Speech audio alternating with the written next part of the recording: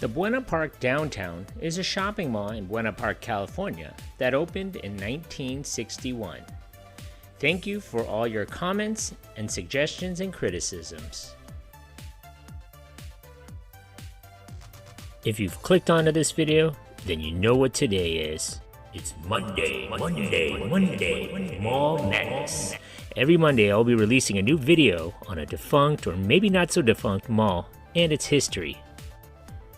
Make sure you stick around to the very end of the videos. I'd like to see if you, the viewer, are paying attention.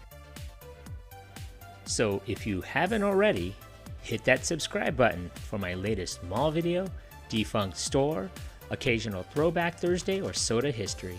Leave a suggestion about a future video or memories of this mall. Thanks. The Buena Park Mall first opened in 1961.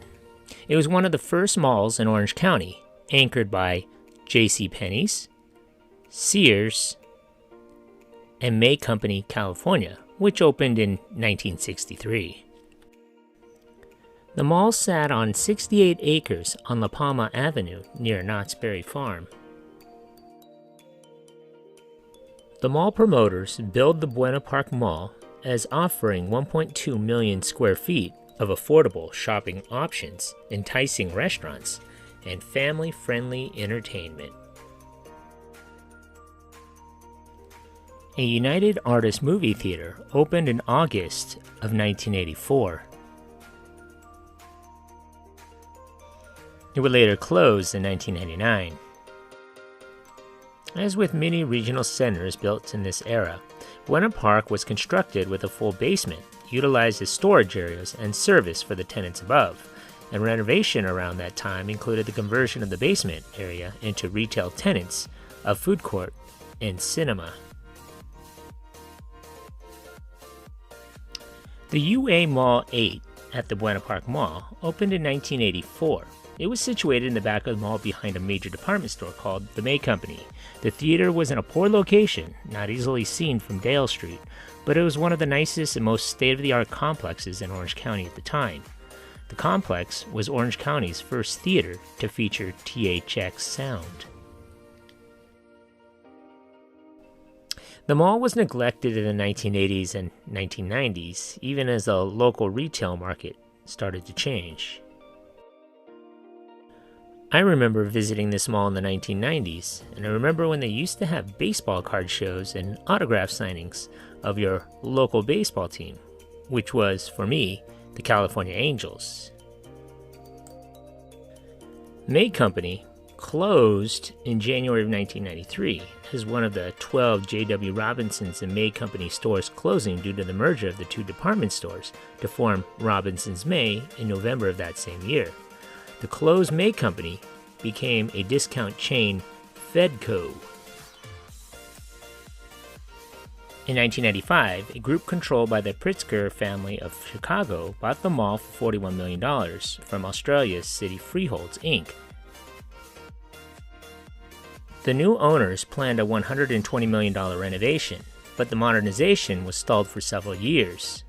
After Fedco closed, the leaseholder sought to sublet the space to Gigante, a Mexican supermarket chain, and opposed a major renovation. Target, which had acquired Fedco in 1999, refused to allow the lease to be transferred to another discount retailer. Finally, in late 2001, the city of Buena Park itself paid $3.2 million to take over the Fedco lease and transferred it to Walmart, which now occupies the space.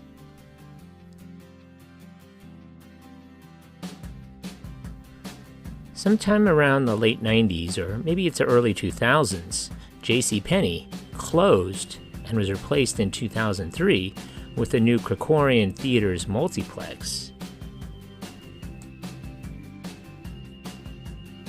Burlington Coat Factory, a later addition, closed in 2005 and was replaced with Steve & Barry's, which closed in 2008. Tower Records also operated in the mall until its demise of the chain in 2007. Circuit City was formerly one of the principal stores of Buena Park Place, but closed in 2009 due to its bankruptcy. In 2016, Buena Park's 535,000 square foot Buena Park Downtown Mall was sold for $85 million. The tenants included John's Incredible Pizza, Krikorian Theaters, 24-Hour Fitness, Ross Dress for Less, Bed Bath & Beyond, TJ Maxx, DS, and Big Air Trampoline, along with a complimentary mix of pad and shop tenants. The mall had gotten a makeover in 1998. Sears closed on February 2nd, 2020, making it the last original anchor store to close. The mall is currently anchored by Bed Bath & Beyond, Ross Dress for Less, TJ Maxx, and Walmart, with one vacant space last occupied by Sears. After recently reviewing some of the comments left for me as well as some Reddit posts concerning this video, I decided to go ahead and update and make some corrections to this mall. Upon doing some research, some people who went to the mall recounted things that I may have missed in the past video. Among them, in the early to mid-1990s, the mall featured two complete arcades. The Aladdin's Castle Arcade was upstairs, around where the Auntie Anne's is now, and the other one was in the right of the UA8 movie theater entrance, downstairs. Prior to the renovation, the downstairs area contained a large number of independent mom-and-pop type stores. There were a couple of phases to the renovation after the theater was taken out. The first phase is where the downstairs stores were left mostly intact, but an atrium torn through the ceiling, revealing what is now the John's Incredible Carnival rides. Before John's, that atrium opened up to the food court. Some others remember that the lower level area had a decorative waterfall going into a fountain at the bottom, alongside the escalators, which led to the food court and a B. Dalton bookseller. Others mentioned a Miller's Outpost, a KB Toys, Sam Goodies, Perry's Pizza, Orange Julius, Woolworths, Long's Drug, and Merry-Go-Round. Other stores included the Busy Bee and the Squirrel House, which was a huge concrete pipe and cement structure to play on. The Buena Park Mall, or the Buena Park Downtown as it is called now, is around 1.2 million square feet, with anchors such as Walmart, John's Incredible Pizza, Big Air Trampoline Park, and Krikorian Metroplex Buena Park. I decided to take a tour of the mall, and my visit here was the first time in 31 years. I don't remember much about it back then, but I do remember the bottom levels, but my memories of that were hazy at best. I went on a Saturday, and just like many of the other local malls that I've visited on a Saturday, this mall was empty, just like the others. The atrium, torn through the ceiling, reveals what is now the John's Incredible Carnival rides. Before John's, that atrium opened up to the food court. You can still see glimpses of the lower level if you peek around the downstairs lobby in front of John's Incredible. Another interesting feature about this mall was the Walmart that served as an anchor. Much like the mall in Orange, this one has a large Walmart. It seemed like more people were in the store than in the mall. Across from the Big Air Trampoline Park, the future location of the new Burlington Coat Factory will be returning after a 17-year hiatus. I was able to get a glimpse of the original downstairs where the escalators lead to nowhere.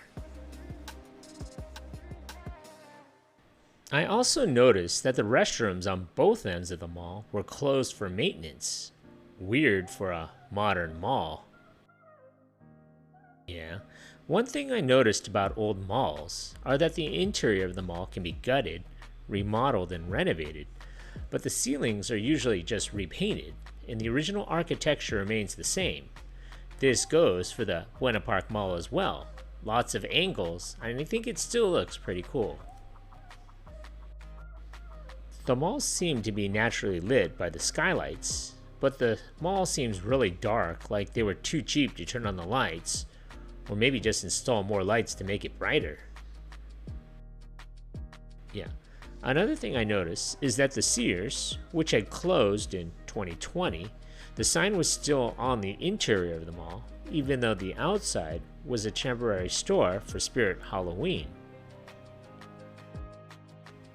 And speaking of Sears, here's a before and an after look of the iconic 1960s Sears store.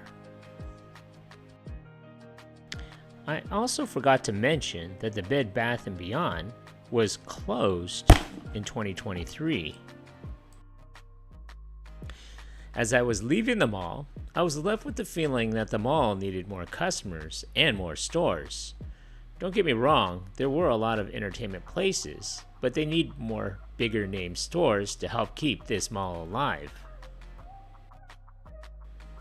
I noticed that there was a swap meet at the far end of the parking lot. Maybe they should bring that into the mall, and while they're at it, bring in more events that would create traffic into the mall.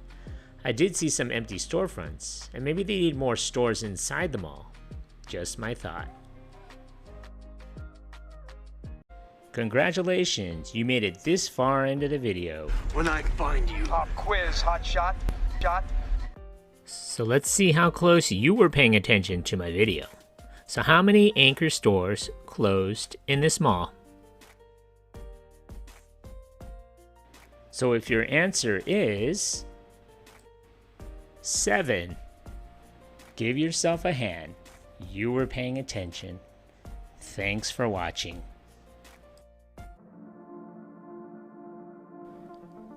Thank you for watching. If you like this content, and if you haven't already, hit that subscribe button. Thanks.